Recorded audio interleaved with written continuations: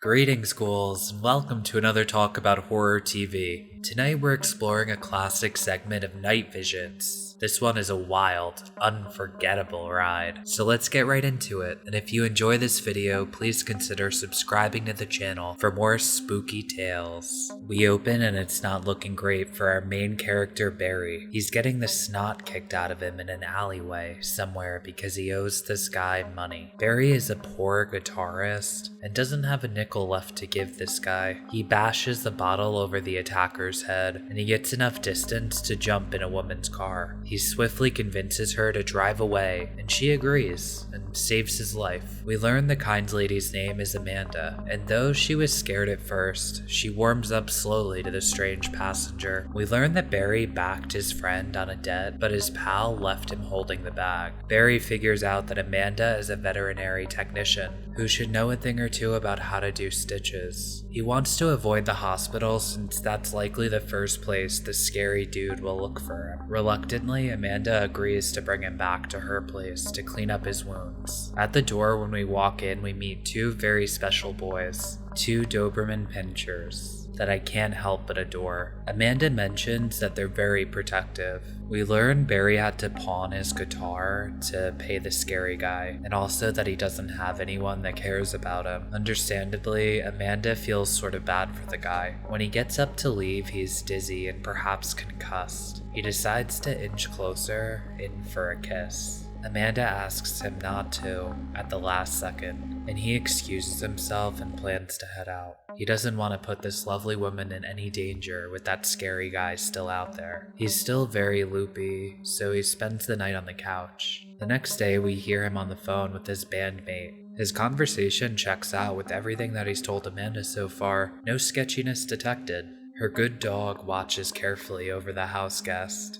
Amanda surprises Barry. The dogs got into his wallet and she wound up finding his pawn shop ticket, which inspired her to go retrieve the guitar. She wants him to play something for her, but he's gotta tune the guitar up. Later that evening, the worst case scenario occurs. The creep from the opening scene is lurking around the house looking to kill Barry once and for all. The intruder opens up a window and the dogs are right there to greet him. The dogs don't make a peep. They don't move a muscle until the intruder takes out the gun. Then he's mauled to death by the good boys. Barry is stunned. Amanda comes down and she's proud of her pups. This freaks Barry out a lot. He has a guilty conscience while they bury the body in the backyard. He wants to report the death to the police, but Amanda fears the cops will take away her dogs. We sure can't have that. Barry's wigging out a little still and gets sent inside, where he's under dog surveillance. This is enough for our guy Barry. He wants to find his guitar and leave. He's much more scared of the hellhounds now, and he should be because look, he's thrown down the stairs by one. They're not playing around, Barry. Now your leg is jacked up. He wakes up and Amanda fills him in on some unsettling details. But first, she slugs painkillers down his throat. She also set and splinted his broken leg.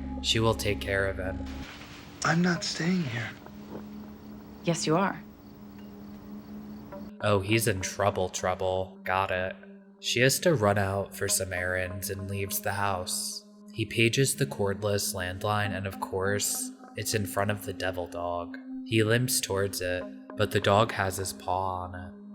That's hilarious. His next option is to carefully inch his way downstairs. This is where he meets up with the other pooch. Barry gets to the other house line downstairs. He rings his bandmate, but the dog pulls the plug. I'm so done. These dogs are amazing. So, Barry tries to leave through the front door, and the dog says no. Both dogs are blocking the exits to the house. Barry has a more malicious plan. He puts a bunch of pills into dog food and tries to knock them out that way. But he knocks out first. He must be on some real heavy stuff. He wakes up and looks around for the dogs. He notices no one is guarding the door. He slips and falls on something on his way to the door. It's the poisoned dog food. The dogs didn't eat it, and they are mad. The one nearly bites his foot off. They corner him in the bathroom until Amanda gets home. Bad boy. You're telling me. Oh, no, I'm talking to you. How dare you treat my babies like this after everything they've done for you? I think you can be a part of this family, Barry. I really do. There's one thing you gotta understand. When positive reinforcement doesn't work, you've got to resort to harsher methods.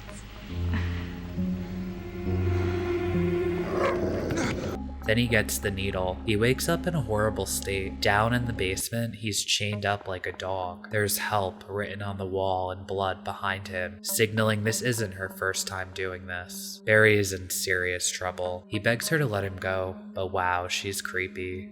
Listen to me. Animals love without conditions, Barry, without games or lies. They only ask that you love them back. That's what you're gonna have to learn. She hopes this one will be more trainable than the last one, she says. And we cut to black. Then a Henry Rollins one-liner at the end here. Will Barry ever learn his lesson? Give him time. He's only 4.5 in dog years. I thought this one was special. So what did you think of this one? I'm gonna rate this an 8.5 out of 10 for the series Night Visions.